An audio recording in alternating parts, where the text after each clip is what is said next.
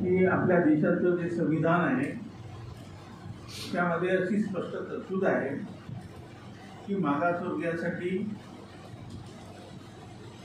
भरतीमध्ये आरक्षण आहे आणि बॅकलॉग भरण्यासाठी प्रमोशनमध्ये आरक्षण आहे. ते जर नसेल तर आपण बॅकलॉग भरू शकणार नाही.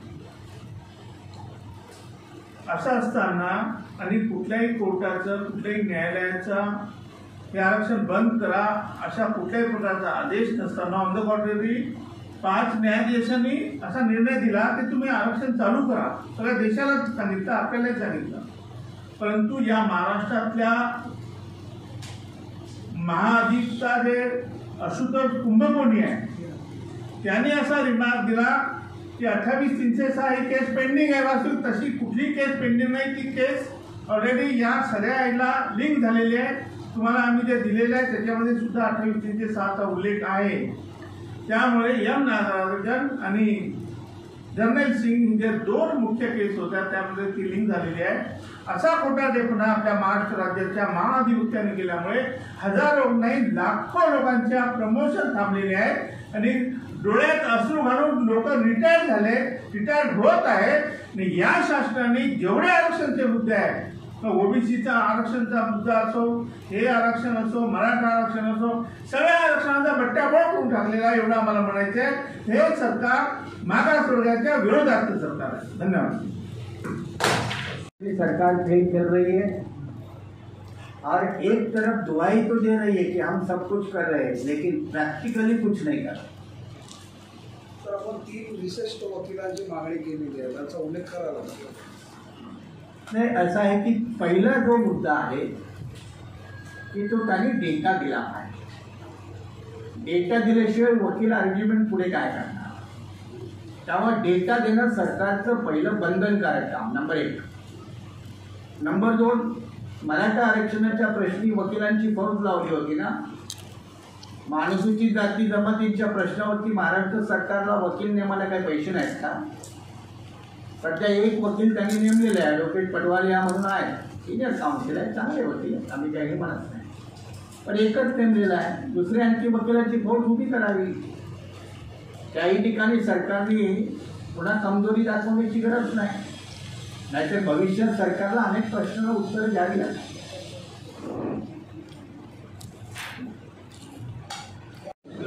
राज्यभरामध्ये मी मगाशीच म्हटलं की सध्या संरक्षित मार्गानं आणि न्यायालयीन लढाई या 2 स्तरावर. भविष्यात जर जास्त आक्रमक व्हावं लागलं तर पॉसिबिलिटी आहे. मला वाटतं तुम्ही राज्यपालाकडे गेला की कोई भी सरकार हो महाराष्ट्र में, चाहे मामला ओबीसी आरक्षण का हो या अनुसूचित जाति जनजाति का हो या अन्य किसी वर्ग का हो, ये सरकारें आजकल गंभीर नहीं है. संविधानिक और कानूनी आरक्षण की हिफाजत करने में ये सरकारें फेल की होती है क्योंकि इनकी नीयत में खोट है. ना इनकी नीति ठीक है, ना इनकी नीयत ठीक है. और जिनकी नीति और नीयत में खोट है वो संविधान के साथ काम नहीं कर सकते, ये स्पष्ट रूप से हम बताते हैं. आपल्या राज्याला पुरोगामी राज्य असं म्हटलं जात होतं. या राज्याला आता प्रतिगामी राज्य म्हणावं लागेल अशी परिस्थिती आरक्षणाच्या बाबतीत आलेली आहे. हे सरकार मागासवर्गाच्या विरोधात आहे. कुठलंही आरक्षण यांना द्यायचं नाही आहे. उलट सगळे आरक्षण बंद करण्याचं कट कारस्थान या सरकारमध्ये चालू आहे आणि संविधानाची पायमल्ली होत आहे, एवढंच मला म्हणायचं. आघाडी सरकार एकंदरच सर्व आरक्षण प्रश्नी प्रचंड प्रमाणात अपयशी झालेला आहे आणि त्या अपयशामध्ये सगळ्यात मोठं अपयशमध्ये अनुसूचित जाती जमाती DT-NT VJ-NT यांचं घटनात्मक आरक्षण पदोन्नतीचं हे देण्यामध्ये सरकारला अपयश गेली अनेक वर्ष आलेलं आहे. आणि जे सर्वोच्च न्यायालय 2006 पासून एक आकडेवारी मागत असतं की ही आकडेवारी द्या आम्हाला, आकडेवारी दिल्यानंतर ते आरक्षण वैध होतं. तर जो काही डेटा म्हणतो, क्वांटिफाईड डेटा ज्याला आम्ही कायद्याच्या भाषेत म्हणतो, तो अनुसूचित जाती जमाती DT-NT VJ-NT आणि SBCच्या पदोन्नतीबाबतचा डेटा सरकारला आजपर्यंत कलेक्ट करण्यात अपयश आलेलं आहे. पूर्वीच्या फडणवीस सरकारला देखील अपयश आलं, वर्तमान आघाडी सरकारला आलं आणि म्हणून अनुसूचित जाती जमाती DT-NT VJ-NT SBCतलं पदोन्नतीतलं आरक्षण 2017पासून महाराष्ट्रामध्ये बंद आहे. ज्या राज्याला फुले शाहू आंबेडकरांचं राज्य म्हणतात त्या राज्यामध्ये हे बंद असण्याला पूर्वीचं फडणवीस सरकार आणि आजचंही आघाडी सरकार जबाबदार आहे. आणि म्हणून येत्या 5 ऑक्टोबर रोजी सर्वोच्च न्यायालयामध्ये या प्रश्नी अंतिम सुनावणी सुरू होणार आहे.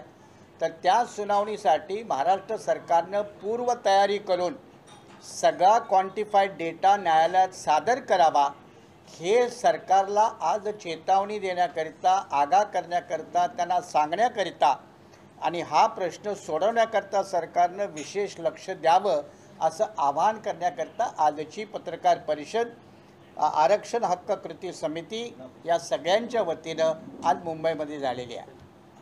फर्ज करे, कॉन्स्टिट्यूशनल ड्यूटी निभाए, ये सरकार को चेतावनी के रूप में प्रेस कॉन्फ्रेंस है, ये जन जागृति का हिस्सा नहीं है.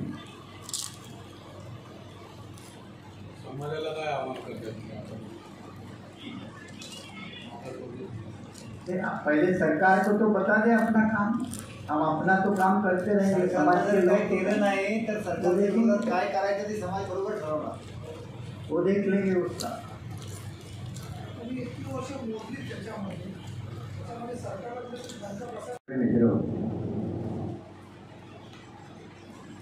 आजच्या पत्रकार परिषदेचा हेतू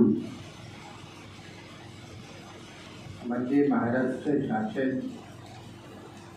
अनुसूचित जाती जमाती आणि जे तत्सम पदोन्नती प्रवर्गातील कर्मचारी यांच्याबाबत 2017 पासून जो बेकायदेशीर दृष्टिकोन बाळगून कायदेशीर पालन करत नाही, हे सरकारला, शासन प्रशासनाला अंतिम एकदा सुप्रीम कोर्टानं निर्णय घेण्याच्या अगोदर सांगावं म्हणून आजची ही पत्रकार परिषद आहे. प्रेस स्टेटमेंट फार क्लिअर आहे, तरी पण काही मोजक्या मुद्द्याचा उल्लेख करणं गरजेचं आहे. महाराष्ट्र शासनाला आरक्षण धोरण सांभाळण्यामध्ये अपयश आलेलं आहे.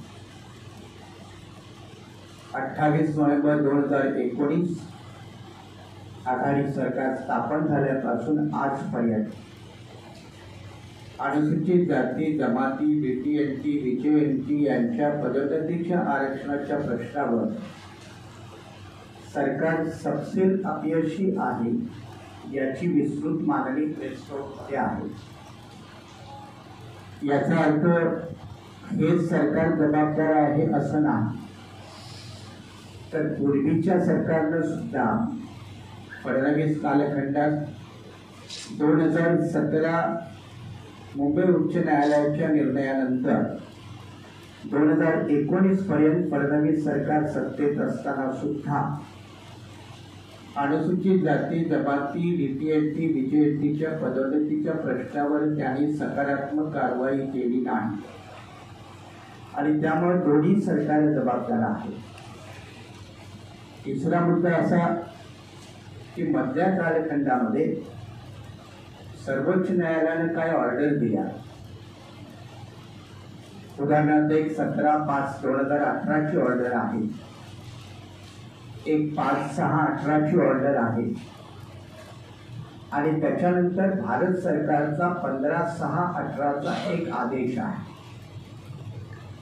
या तिन्ही आदेशाचं पालन महाराष्ट्र सरकारनं केलं नाही. तिन्ही आदेशाचं आता 18ला फडणवीस सरकार होतं, 19ला नोव्हेंबरपर्यंत फडणवीस सरकार, त्यांनी पालन नाही केलं आणि सत्ता बदल झाल्यानंतर याही सरकारनं ते पालन केलं नाही. उलट नवीन सरकार आल्यानंतर या सरकारचे ॲडव्होकेट जनरल यांनी सुप्रीम कोर्टामध्ये सर्वोच्च न्यायालयाच्या ऑर्डर काय आहेत ते आम्हाला समजावून सांगा म्हणून एक क्लॅरिफिकेशन अर्ज केला. जनरली सुप्रीम कोर्टात कोण क्लॅरिफिकेशनसाठी जात नाही, पण महाराष्ट्र में आरक्षण हक कृति समिति इनकी ओर से प्रेस क्लब में महाराष्ट्र सरकार की अनुसूचित जाति जनजाति DTNT VJNT SBC इनका जो संविधानिक आरक्षण पदोन्नति का मामला है, उस पदोन्नति आरक्षण को सुरक्षित रखने में पूर्व फडणवीस सरकार और वर्तमान आघाड़ी सरकार ये दोनों फेल हो चुकी है, इनका अपयश है। और ये मामला कोर्ट में होने के कारण कोर्ट के डायरेक्शन के मुताबिक जो क्वांटिफाइड डेटा देना चाहिए उस देने में सरकार अभी तक असमर्थ साबित हो चुकी है। कमिटियां बनाती है लेकिन डेटा नहीं आता, सरकार की तरफ से कोई काम नहीं होता। इसलिए अगली सुनवाई 5 अक्टूबर को सर्वोच्च न्यायालय के सामने है। इसीलिए सरकार ने क्वांटिफाइड डेटा पदोन्नति के आरक्षण को लेकर न्यायालय के सामने रखना चाहिए, ये सरकार को आगाह करने के लिए चेतावनी के रूप में आज की ये प्रेस कॉन्फ्रेंस है। वर मी असं म्हणेन की ज्यांना जर झेपत नाही सरकार चालवायला, त्यांनी जर म्हणावं की मला आणून द्यावं, तर त्यातून त्यांची क्वालिटी दिसते ना, मग क्वालिटी दिसते। मध्य प्रदेशने बघा ओबीसी आकडेवारी होती, पटकन एक आयोग नेमला, कसा डेटा गोळा केला। कर्नाटक सरकारने रत्नप्रभा कमिटी नेमली, कसा डेटा गोळा केला। महाराष्ट्र सरकारला हे का जमत नाही? हे अपयश आहे सरकारचं, आणि स्वतःचं अपयशाचं खापर कुठेही फोडण्यात काय अर्थ नाही। आरक्षण कृती समितीने असा काही डाटा गोळा करायचा प्रयत्न केलाय? आम्ही डाटा गोळा केला तरी त्याला कायदेशीर किंमत नसते। आमच्याकडे डेटा आहे पण त्याला कायदेशीर किंमत नसते। सर्वोच्च न्यायालयात जो डेटा द्यायचा आहे तो सरकारने द्यायचा आहे, कारण त्याची ऑथेंटिसिटी असते ना, तर ती ऑथेंटिसिटी सरकारने दिली पाहिजे, आणि हे कामच सरकारचं आहे। आम्ही प्रायव्हेट पार्टी म्हणून तो डेटा कोर्टात दिलं तर तेवढं योग्य नाही, संयुक्तिक नाही, आणि त्याला कायदेशीर आधार नाही। मग फडणवीसांकडनं मागणी केलेली आपण भुजबळांना देणार का आपला डाटा? ही मागणी चुकीची तर मगाशी म्हटलं ना मी तुम्हाला, त्यांना चुकीचं काय आहे, आणि फडणवीस काय म्हणतात किंवा मुख्यमंत्री किंवा उपमुख्यमंत्री काय म्हणतात हे राजकारण आहे। आपण तथ्याच्या आधारावर बोलतोय, आणि तथ्य हे आहे की सरकार अपयशी आहे, म्हणजे पूर्वेचंही आणि आत्ताचंही, आणि दोन्ही बाबी येतात, ओबीसीच्याही बाबतीत अनुसूचित जाती जमातीच्याही बाबतीत आहे। सध्या तर न्यायालयीन लढाई आहे, पण न्यायालयीन लढाई सोबतच एक समांतर आंदोलन सनदशीर मार्गानं आरक्षण हक्क कृती समितीच्या वतीनं सुरूच आहे। पण जर आवश्यकता वाटली की सर्वोच्च न्यायालयाने पुन्हा निर्णय दिल्यानंतर जर सरकार पुन्हा निसाळपणाने वागत असेल तर आक्रमकता आंदोलनाचा एक अविभाज्य घटक आहे। एक धक्कादायक बातमी आताच लक्षात आहे। 13 सप्टेंबरचं पत्र आहे, सामान्य प्रशासन विभागाच्या ज्या समर्थ मॅडम आहेत, सुजाता सैनिक मॅडम, यांचं पत्र आलंय की त्यांनी 14 तारखेला सुनावणी असताना सुप्रीम कोर्टामध्ये 13 तारखेला माहिती द्या म्हणून सांगतात। डिओ लेटर आता जस्ट आमच्या हातात मिळालं। असे जे चुकीचे सल्ले देत आहेत सरकारला, त्यांच्याबाबत आपण काय करणार? मी मगाशी उल्लेख केला, मी त्याचा उल्लेख केला की लॉ अँड ज्युडिशियरी आणि ॲडव्होकेट जनरल जे सल्ले देतात ते लोक त्याला जबाबदार आहेत। भविष्यात जर आम्हाला काही कंटेम्प्ट प्रोसिडिंग कराव्याशा वाटल्या, कंटेम्प्ट, तर त्या कंटेम्प्ट आम्ही करू। सरकारनं, मी मगाशी जो मोठा मुद्दा सांगितला, बाकीचे मुद्दे छोटे छोटे आहेत, पण मोठा मुद्दा की कुठलंही आरक्षण आता कोर्टात टिकवायचं असेल तर त्याला डेटा द्यावा लागतो, आकडेवारी द्यावी लागते। मग ते मराठा असो, ओबीसी असो, SC ST DTNTचं रिक्रुटमेंट असो, पदोन्नती असो, आणि तोच डेटा 2006 पासून देशामध्ये कुठलंही आरक्षण लागू करायचं असेल तर तुम्हाला पूर्वी पहिल्यांदा डेटा द्यावा, आणि SC STच्या बाबतीत तोच डेटा देण्यामध्ये महाराष्ट्र सरकार 2006 पासून, म्हणजे किती वर्षाचं अपयश आहे, 2006 पासून ते आत्तापर्यंत आणि रिझर्वेशन पदोन्नतीचं बंद झालं 2017. म्हणजे 2017 ते 2021 4 वर्ष आरक्षण बंद आहे. नुकसान किती लोकांचं, फटका किती लोकांना. मग कागदावरती आरक्षण ठेवायचं आणि आम्ही आंबेडकरांच्या घटनेची अंमलबजावणी करतो किंवा आमचं सरकार फुले शाहू आंबेडकरांच्या विचारानं चालतं असं म्हणण्याचा दावा करणं हा मूर्खपणा आम्ही असं मानतो. इस विषय में आपकी हाँ, ये जो रिजर्वेशन इन प्रमोशन का मामला है, पूरे देश में रिजर्वेशन चालू है, केवल महाराष्ट्र में रिजर्वेशन इन प्रमोशन बंद हो चुका है. वैसे ही अभी जो ओबीसी का रिजर्वेशन था वो भी महाराष्ट्र में पहली बार बंद हुआ है. इसका मतलब यह है कि जो पुरोगामी महाराष्ट्र, प्रोग्रेसिव महाराष्ट्र था वो प्रतिगामी बन गया है. और ये जो सरकार है ये ज़्यादा दिन हमारे ऊपर अन्याय नहीं कर सकती. जब ये सारे ओबीसी, एससी, एसटी, वीजेएनटी जो 65% है, 80% है, ये लोग अभी जागरूक हो गए हैं. अब ये सरकारों को ज़्यादा दिन कुर्सी पे नहीं रहने देंगे. अब ये इसके लिए हमने 27 अक्टूबर को पूरे महाराष्ट्र का मंत्रालय पे एक रैली का आयोजन किया है. क्या वजह है कि महाराष्ट्र में रिजर्वेशन बंद हो गया? क्योंकि जैसे हमारे वकील साहब ने कहा कि इनकी मंशा नहीं है देने की. ये धीरे धीरे बीजेपी जो कर रही थी वो ठीक है, हमने सह लिया क्योंकि वो बीजेपी थी, वो आरएसएस था.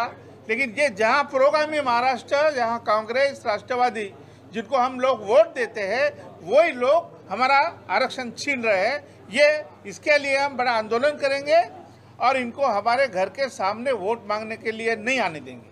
तो सर ये आंदोलन किस समय रहेगा और इसके बारे में? अक्टूबर 27 का डिक्लेयर किया हमने. ये महाराष्ट्र यहीं रहेगा आझाद मैदान में. टाइमिंग है. महाराष्ट्र सरकारला सर्वोच्च न्यायालयानं नोटीस काढलेलं आहे आणि सरकारनं महाराष्ट्रामध्ये अनुसूचित जाती जमाती, विजेएनटी, डीटीएनटीचं पदोन्नतीचं आरक्षण का राबवलं नाही अशी महाराष्ट्र सरकारला एक नोटीस देऊन विचारणा केलेली आहे. इस विषय में आपकी तैयारी कितनी हुई किस मामले आरक्षण की? मैंने अभी बताया कि फिलहाल ये कानूनी लड़ाई है, अदालत में चल रही है और सरकार जितनी तैयारी करके अदालत के सामने अपना पक्ष रखना चाहिए उसमें कमजोर पड़ रही है. इसलिए हम सरकार को आगाह कर रहे हैं. नंबर 1. नंबर 2, हमारे जो प्राइवेट पार्टी के जो एडवोकेट्स हैं वो तो अपना पक्ष मजबूती से रखेंगे, है दूसरे भी एडवोकेट हैं, लेकिन सरकार ने अपना पक्ष ताकत के साथ सर्वोच्च न्यायालय के सामने रखना चाहिए. ये आज के प्रेस कॉन्फ्रेंस के माध्यम से हम आगाह कर रहे हैं, जिसका जिक्र हमारे साथी ने अभी किया कि डेटा 14 तारीख को अगर महाराष्ट्र के जो भी काउंसिल है वो कहते हैं कि हम डेटा समक्ष साझा करेंगे तो ये अच्छी बात है. लेकिन इन्होंने बताया कि 13 तारीख को मीटिंग रखी है.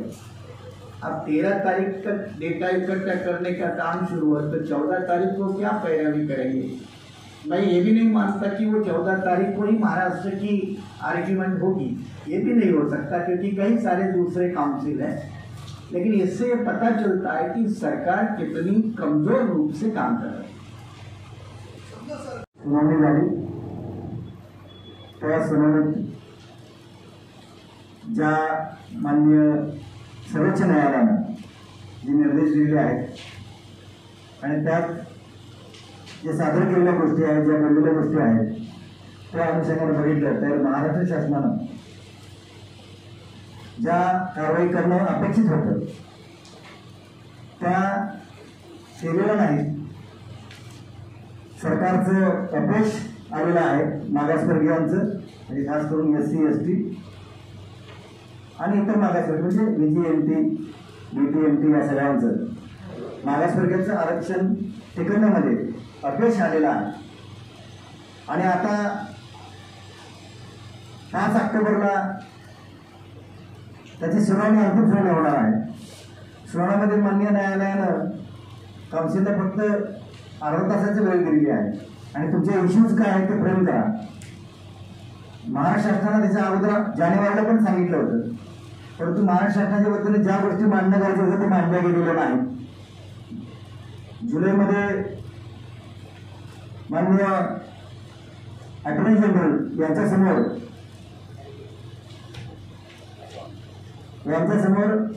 व्हिडिओ कॉन्फरन्सनं मीटिंग झाली.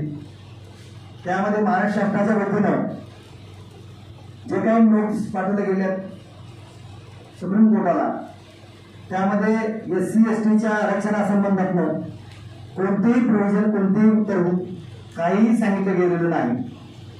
त्यामुळे 2006 पासून म्हणजे मॅटच्या निर्णयापासून उच्च न्यायालयातल्या 4 ऑगस्टच्या निर्णयापर्यंत आणि 4 ऑगस्ट 2017च्या निर्णयानंतर सर्वोच्च न्यायालयाला जो काही माहिती डाटा सादर करणं गरजेचं आहे. ज्या ठिकाणी आपल्या सर्वांना माहिती आहे की M नागराची केस आहे, 2006ला जो निर्णय झालेला आहे 6ची केस, त्याच्यामध्ये 3 पॅरामीटर्स दिले गेले आहेत की मागासलेलं तपासणं, प्रतिनिधित्व तपासणं आणि कार्यक्षमता तपासणं.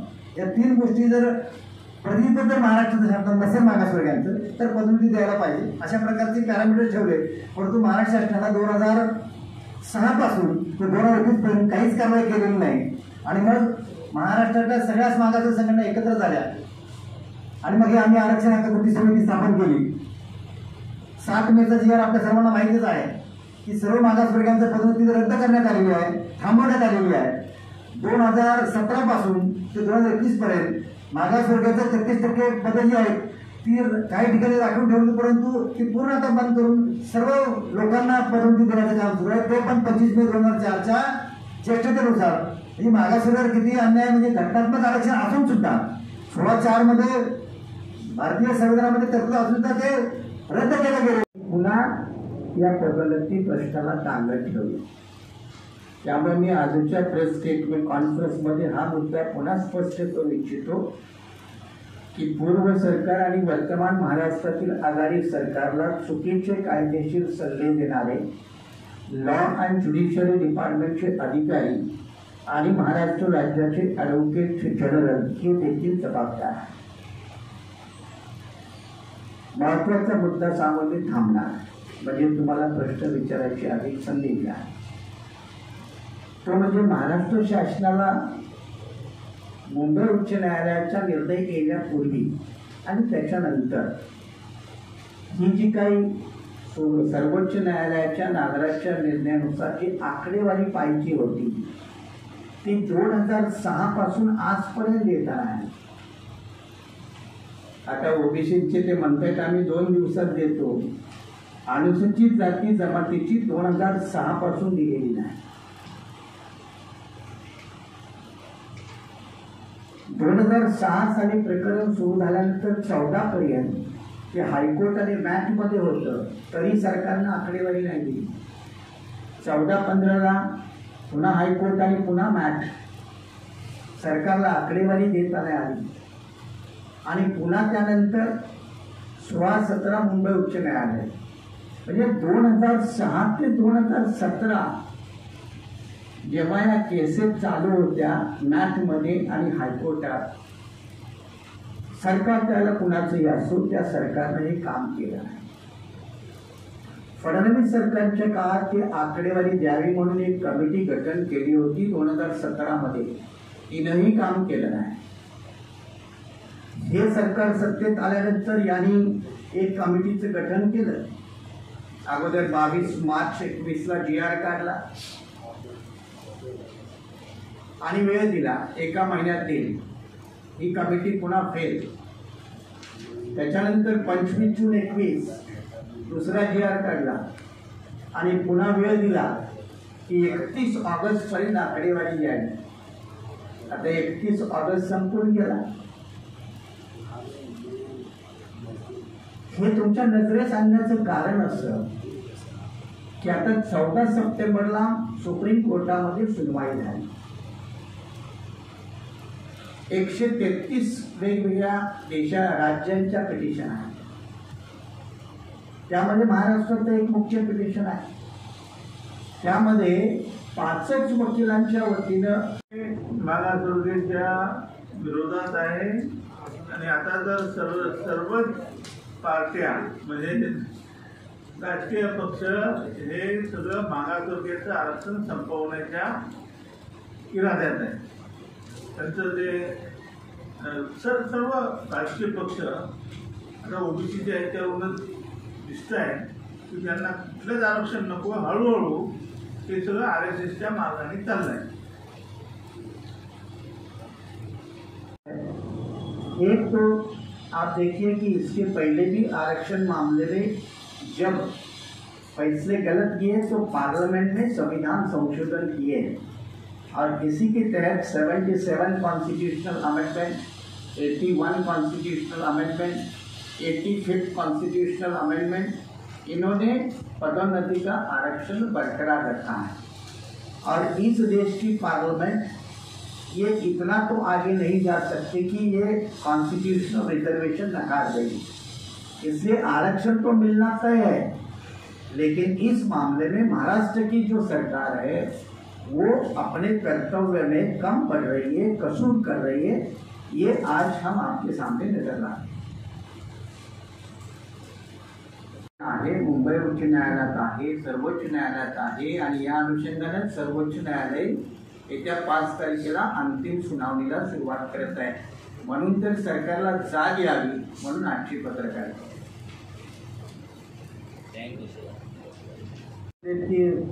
आरक्षण कृती समिती मागे पडलेली नाही, सरकार मागे पडलेलं आहे आणि सरकार अप्रामाणिक आहे. सरकार भारतीय संविधानाच्या आरक्षणाच्या तरतुदीशी विसंगत वागते, अप्रामाणिक आहे, सरळ स्पष्ट आरोप आहे. आणि SC STचं आरक्षण घटनात्मक असताना कुठल्या तरी कर्मचारी संघटनेला तुमच्याकडे मागायची वेळ येते हीच सरकारसाठी शर्मेची बाब आहे. माने साहेब, आझाद मैदानवर किती वेळ आंदोलन केलेलं आहे आरक्षणासाठी, पण काय सरकार काय कारण काय ते मान्यता नाही.